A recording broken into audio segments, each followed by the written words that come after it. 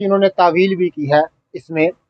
और ये एक मकबूल तरीन किताब है, फ़न तिब पर लिखी जाने वाली एक बेहतरीन किताबों में से एक किताब है, जिसको कराबादीन कादरी के नाम से उन्होंने लिखा।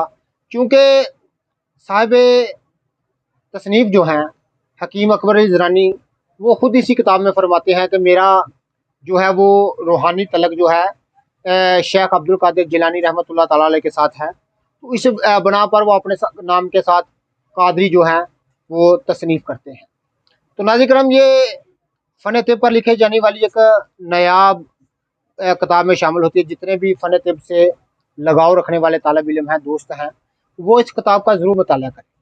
इसमें मजून सुकरात, मजून बुकरात और दीगर नादर नुस्ख़ात जो हैं, उनको उन्होंने कलमबंद किया है पूरी सेहत के साथ, पूरे उज़ान के साथ, और उनकी तमाम अलाम